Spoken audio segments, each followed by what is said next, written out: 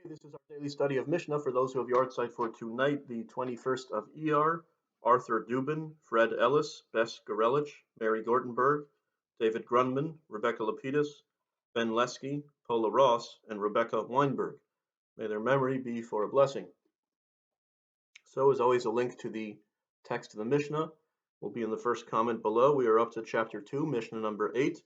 Rabbi Yochanan ben Zakkai kibel mi Hillel umi Shammai. So the great Rabbi Yochanan ben Zakkai received the tradition, the mantle of Torah leadership from Hillel and Shammai.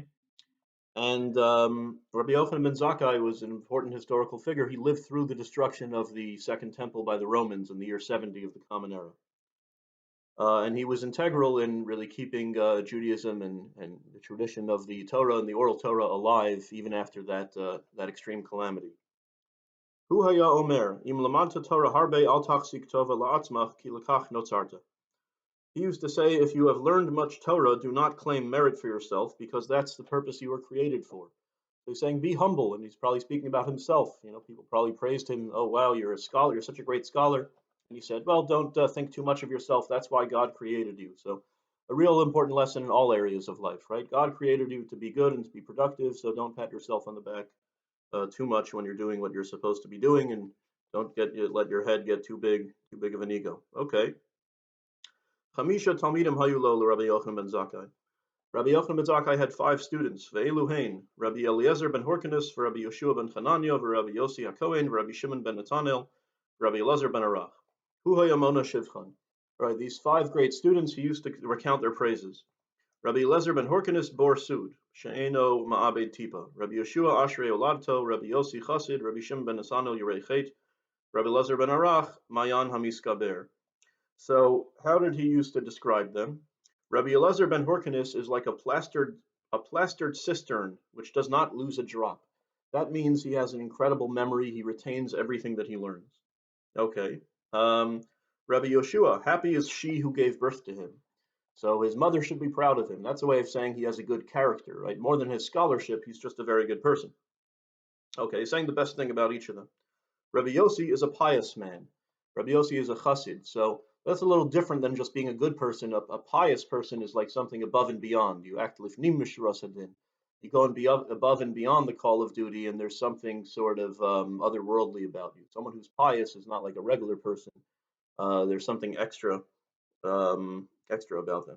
Okay, Rabbi Shimon ben Netanel is a sin-fearing man. So Shimon ben Netanel, there's a difference between either being his mother is proud of him, or he's pious and he goes above and beyond and does extra, versus sin-fearing is sort of you in the negative. You never do anything that's wrong, right? You might not always be out there doing all that's good, but you can be sure that that person will never do anything wrong. He fears sin. Okay, you could all debate all of these. You know, which ones of these are the better quality to have, right? Someone who's pious might be held up on a pedestal. There's something sort of mystical about them, but they're not necessarily as normal and relatable as someone who his mother is proud of him, let's say, and is like a regular guy, and also good. Okay, and Rabbi Eliezer ben Arach is an overflowing spring. Rabbi Eliezer ben Arach is like an overflowing spring. That means he's creative, just like a spring is constantly springing out water. He used to say, if all the sages of Israel were on one side of the scale, and Eliezer ben Hyrcanus on the other, he would outweigh them all. But Abba Shaul said in the name of Rabbi Yochanan ben Zakkai, he reported his statement differently. No, if all the sages of Israel, including Rabbi Eliezer ben Hyrcanus, were on one side of the scale, and Rabbi Eliezer on the other, it's Rabbi Eliezer who would outweigh them all. So we have to sort of parse this a little bit.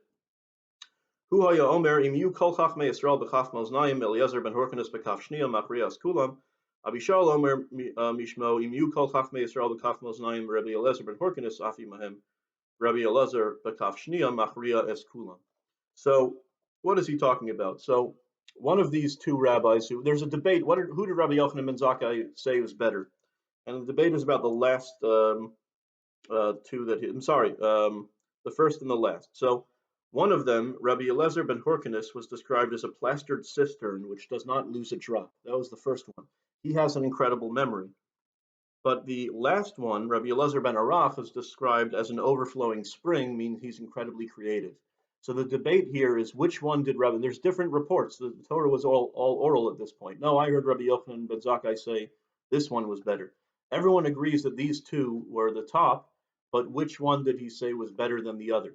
The guy with the perfect memory or the guy who was very creative? And this is a very important debate about all fields of scholarship. So the first report about what Rabbi Yochanan ben Zakkai said about his students is that the one with the incredible memory is more important for scholarship. And the second report said, no, the one who's more creative is more important, is a better student.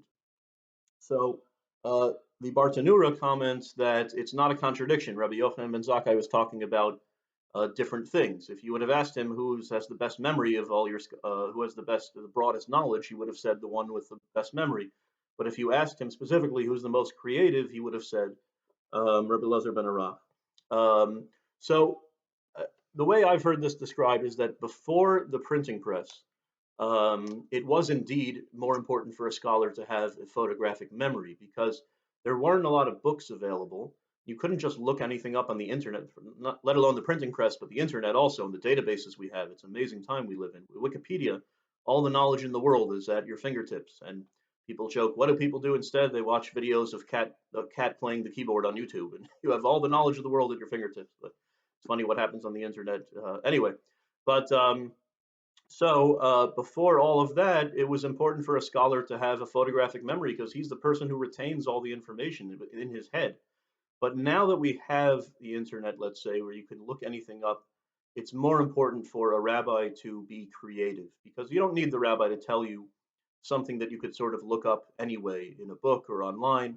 But you do need someone who's creative in terms of how he views the world and how they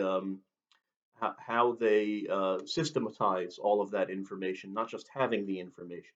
So the world itself has changed and the priorities have changed. And you could say the same thing about any academic field, like a historian, for example. Maybe 1,000 years ago, it was much more important for a historian who could remember with photographic memory the exact date and the exact names of the kings and information of everything that happened. That's the person who's most important because how else are you going to retain that information? But nowadays, we could go online and look at the date and the names and all of that. It's more important to perhaps to have a historian who is creative in the way that they approach the material, the way they systematize it and understand it, and come to new understanding. So, what's changed in the Jewish and rabbinic world is often true in a macro sense, and just fascinating to reflect on. Okay, so with that, we will say the El Maleh prayer. El Malay Rachamim Shochein Bamiromim Hamitzei Menucha Nechona Al Kanfei HaShechina Imalos Kedoshim Tahorim Kizar Harakia Masirim Es Nishmos Kol Haskaros Shel Halayla Shelchu Liolamam Ba'avur Shemispalnim Bad Haskaras Nishmasam Began Eden Tehei Menuchasam Lachein Bal Harachamim Yastireim B'Seiser Kenefav Liolamim Yitzror B'Tzorachayim Es Nishmasam Adonai Unachlasam, Yanuchu v'Shalom Mishkavasam, and Omar, Amen.